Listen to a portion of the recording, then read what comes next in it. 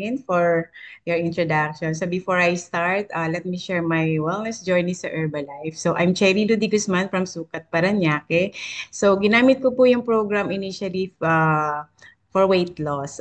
Nag-start lang po ako sa 10-day sa aking nutrition club ng aking coach. And then, amazingly, nakita ko po at naramdaman yung magandang pakiramdam. So kinontinue ko po siya. Pinalitan ko lang yung aking breakfast ng aloo tea and shake. Nag-add lang po ako ng mga supplements. Actually, ang dami kong ina-add kasi sa kaka-explain ng coach ko na amazed talaga ako and na-experience ko yung benefit ng mga products like NRG, Cell Complex, vitamins and minerals, fiber and earth, fiber bond. Actually, wala po talagang hindi ko tinry kasi alam ko malaki may help dito sa aking wellness journey. So, grateful kasi after taking the products, minentain ko na po siya for up to this time. Nag-lose po ako ng 36 pounds and 5 inches in my waistline. Na-address po lahat ng mga discomfort ko sa katawan. At my age, ilang months na lang po, magsi-senior na ako. No medications. And yun pa lang po, super grateful with Herbalife. So my background po, dati akong businesswoman for 17 years. Ang nature ng business ko po, distributor po ako ng soft drinks, lahat ng liquors and cigarettes sa aming area. So very stressful po. Kumikita yung business pero ang naging challenge ko lang po yung stress.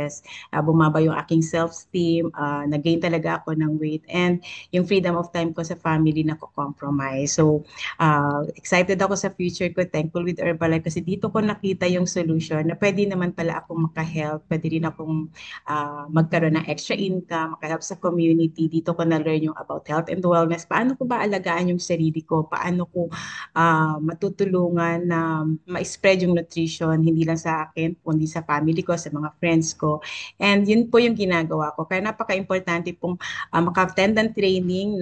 Talaga po naging addict na ako kaka-attend ng training kasi alam ko malaki yung may help dito sa akin para mas maging, mas marami akong ma-share sa aking mga kaibigan. That's why excited ako sa upcoming spectacular also dito sa ating November 23 kay PT Amol kasi alam ko ang feedback ng aking mga sponsors diyan, ng aking mga leaders, sobrang galing daw po niyan. So excited ako, see you po sa November 23 and syempre din sa ating spectacular. That's why I really love Herbalife. So proceed na po tayo sa aking topic for today. So, how to hydrate fast and what liquids counts as water intake. Next po, ito po ay na-share ni Susan Bowerman, ang ating president. Next slide po. Ayan. Si Susan Bowerman po, ito yung ating Senior Director Worldwide Nutrition Education and Training. Na-share po yan sa atin. So, before I start, please type 1. Ikaw ba yung person na ini-incorporate mo sa wellness journey mo yung pag-exercise? Kasi napaka-importante yun. Whether it is 30 minutes a day, or 3 times a week, as long as ginagawa mo yan as part of your wellness journey. Hindi lang para ikaw ay mag-lose ng weight, but also, syempre para yung flexibility ng ating mga muscles, mas malaki po ang maitutulong yan. But after mo mag-exercise, yun yung importante. Dapat daw mag-rehydrate tayo para ma-replace yung mga nawalang fluid sa atin, lalo na kung mainit yung panahon. Kasi syempre, di ba, pag nag-exercise ka, normally lalabas dyan yung mga pawis-pawis natin. So, need mong mag-rehydrate. So, next slide po. So ano ba yung vital role of hydration? So water is essential for virtually every cell natin, every tissue and organ in our body. So hydration needs vary based on age, size, gender, and activity level. And also consider din natin yung climate kung saan ka nag-exercise. Why? Because it needs for proper digestion, for delivery of nutrients to our cells. Kailangan din itong nakakatulong din ito para mag-regulate ng ating body temperature. Also, para ma-lubricate yung ating mga joints and organs. So, kasi ito yung nagiging shock absorber ng ating brain and spinal cord. And water also maintain healthy mucous membranes. And ito rin yung nakakatulong para key component of lymphatic fluid natin. So, nagsusupport ito sa ating health of our immune system. Also, nakakatulong din to yung water kasi 'di ba na re-remind tayo ng ating mga coaches, malaki ang may help nito for our to aid your weight loss. Kaya pagka binigyan ka ng meal guide, if you are into program, ang kaagad na-remind ng mga coaches sa atin is at least ma-maintain natin or ma-hit natin yung 2 to 3 liters of water kasi naka-incorporate talaga yan sa ating meal guide. So next po, ano ba yung recommended? Next slide. Na ano ba yung recommended daily fluid intake? So, according to Institute of Medicines, ang recommended daily fluid intake for adult women dapat daw at least 11 cups. And for adult men naman, should be 15 cups minimum. But not all fluid needs to come from beverages alone. Pwede ito manggaling sa mga veggies or watery foods. And ang kailangan lang natin talaga is maging mindful tayo na dapat ang fluid intake natin araw-araw is ma-meet natin. Okay. So what counts toward hydration? Ano ba yung next slide po? Ano ba yung nagka-count yan? So syempre 70 to 80% daw at least should be plain water. And ang 20 to 30% is from watery foods. Ang tanong is, Coach, kasi di ba may na-encounter tayo, Coach, yung coffee ba or tea nagka-count din? Moderate amounts of caffeine will not deplete water in your body as long as mababa yung calories niyan, mababa yung caffeine. Kaya we are very thankful kasi sa Herbalife, meron tayong Herbalife Tea Concentrate.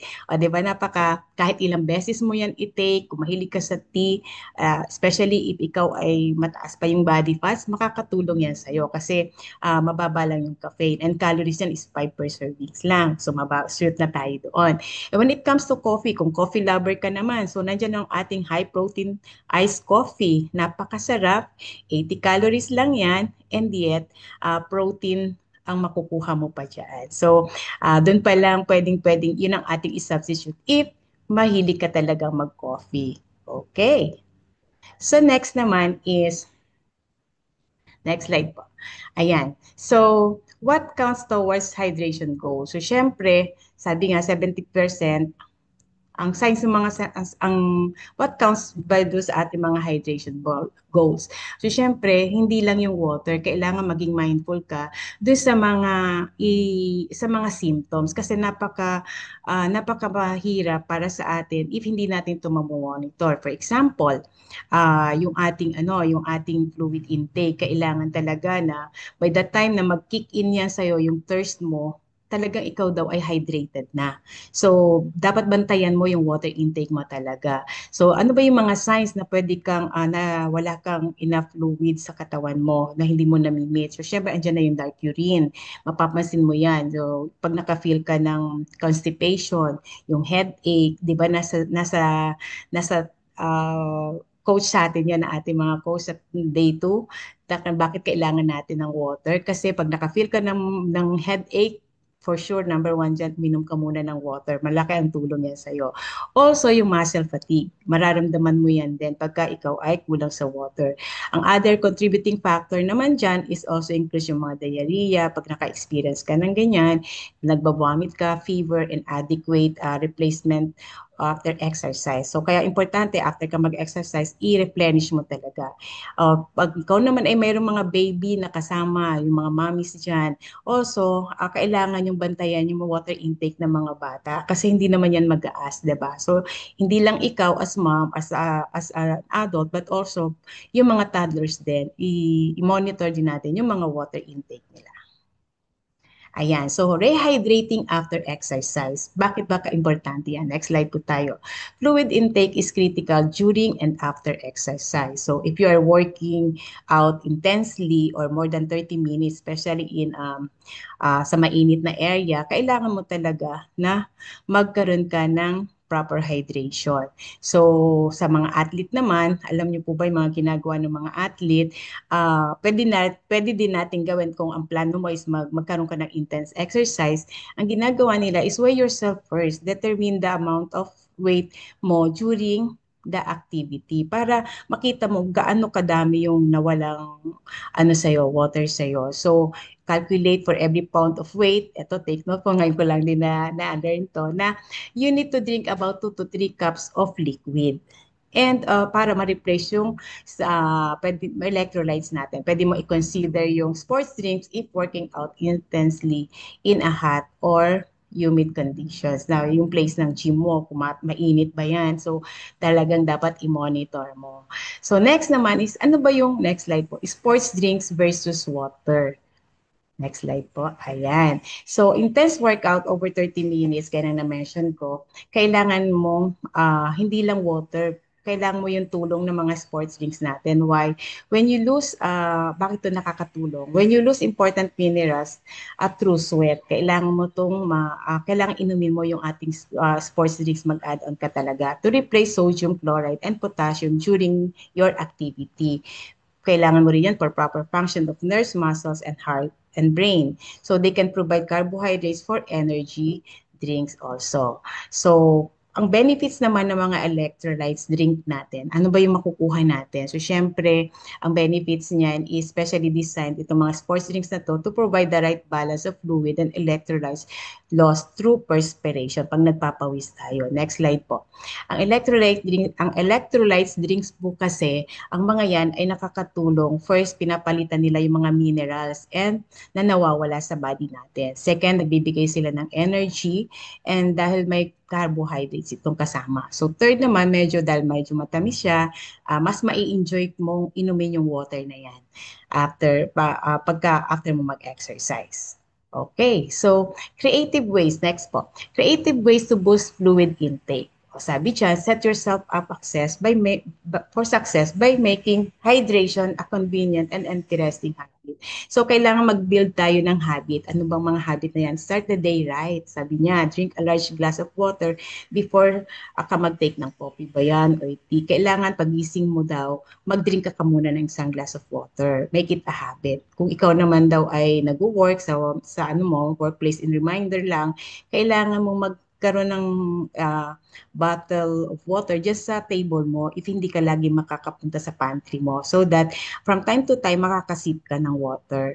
In that way, mas aware ka, uy, kailangan ko pala uminom ng tubig kasi may minsan kasi sa kabisihan mo sa work, hindi mo na yan nagiging first priority, no? So pagka nandiyan yan sa table mo, mare-remind ka to drink more and set reminders. So, yun yung una ko kasi ako in my experience, hindi po talaga ako pala inom ng tubig. Dito ko lang na-learn sa ating nung nagpunta na ako sa Herbalife, na dito ko lang na-learn na talaga napaka-importante lang po na importante po pala talaga yung water. So, nagsiset talaga ako ng reminder dahil nga businesswoman ang background ko, hindi ko po talaga siya nagagawa. So, ang ginawa ko, tip lang for me, ang naging guide ko is sa cellphone ko may timer po ako. Every 30 minutes talaga chinagaan ko po talaga lagyan ng timer para mag-sip lang ako. Para in that way nare-remind po talaga na hanggang sa na-develop ko na siya na inom ako ng inom ng tubig. Ayan. So, make hydration interesting. Next slide po. Enhance the taste and variety of your fluid intake. So, syempre, mas mai-enjoy mo kung ikaw ay, let's say, mag-add ka ng citrus, herbs, fruit, or splash of juice for flavor. Andyan din yung ating aloe vera, di ba? Napaka-sarap niya na mag-squeeze ka lang ng aloe man. Ako, favorite ko aloe mandarin sa aking water jar.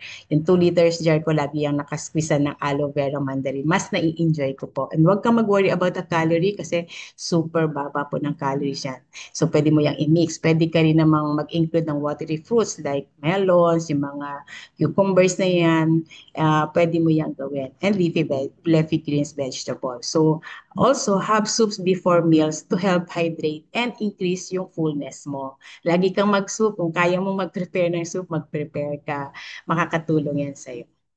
Lastly, keeping yourself hydrated and rehydrating quickly after fluid loss can help your body maintain and perform the way you need it. Okay, so thank you for listening, and that's my last slide. So thank you and hope you learned something from my talk. Back to you, Coach Prom. So thank you po Coach Sherry Lu sa inyong amazing topic for today po. Ano po, so make sure po talaga na nakakainom tayo ng water intake. Make sure, pwede katulad po ng tips ni Coach Sherry, mag-reminders po tayo, ano po, para hindi tayo mawala sa system natin ng pag-take ng water. So thank you po everyone for joining us today at wag po kayong mawawala tomorrow. May another topic po na makaka-help sa bawat isa po. So thank you po for joining us today. God bless all po. Ah, From, wala. thank you so much. Congratulations sa iyo. Thank you din kay Monica. Thank you sa iyo, Che. Maayong buntag sa tanan. Thank you sa lahat ng nandito. PowerPoint team, Spotlight, live, lahat ng mga nandito ngayon ng mga nag-join. Salamat at lahat ng DNC members na tumulong. Nida, Alvin, thank you so much sa inyong Thank dalawa. you po. All Thank you, right. Coach Thank you, Nida, guys. for sharing my slide. Yes, of Thank course. you, Coach Nida and Coach Velasco po. Thank you, Coach Oo. Alvin. Coach Velasco, napaka-formal. Coach Alvin! Alvin po. Coach Alfie. Okay, wait. Teka, i-open natin yung mic sa ibang mga attendees so they can also say their pasasalamat. Ayan guys, Thank pwede na kayo you. mag-thank you sa lahat ng tumulong today. Thank At you, saka thank sa mga you. speakers natin Thank you today. everyone. You Thank are you po. all amazing. Salamat po sa mga shares. Primo! Thank you. Thank you. Good Maraming salamat sa iyo, morning. Primo Boy. At pinayagan mo ang mami mo na magsalita.